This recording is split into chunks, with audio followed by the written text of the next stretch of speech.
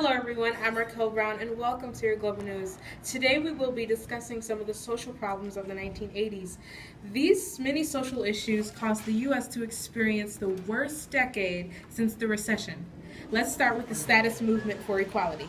Hello, I'm Spencer, and today we'll be talking about the status of the movement for equality. During the 1980s, women rights activists worked to obtain ratification of the Equal Rights Amendment. Women also fought for improvements into the workplace. Since many working women had single-parent households or had children under the age of 6, they pressed for family benefits.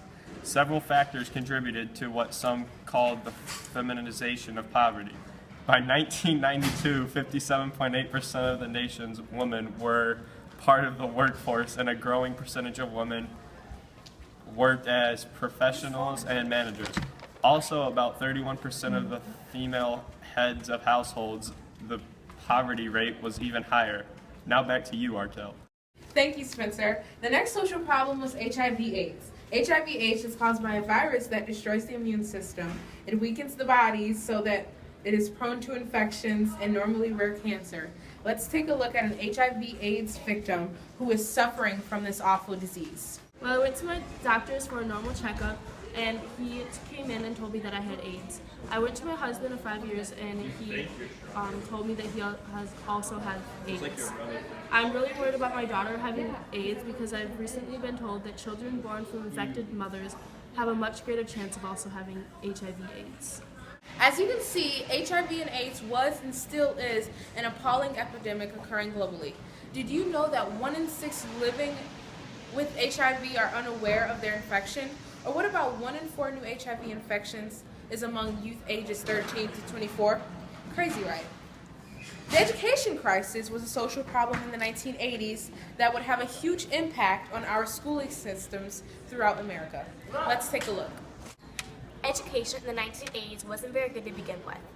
The United States education wasn't as good as the other nations, and kids were not being treated as fairly in school as they should.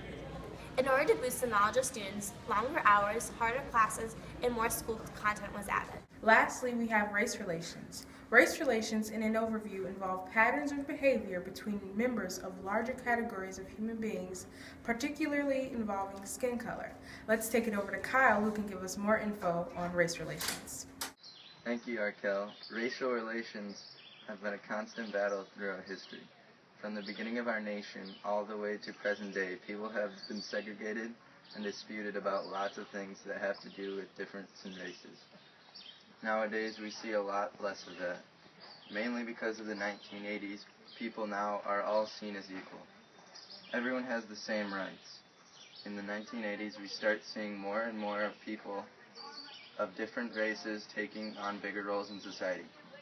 African Americans, Latinos, Asian Americans, and lots of other races begin to run for and take election jobs such as mayors, governors, and even presidents. In 1984, Jesse Jackson was nominated to run for the Democrats in the presidential election.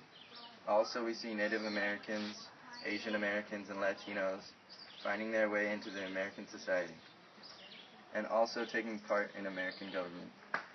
That's all I have for you right now. Thanks, Arkel, back to you.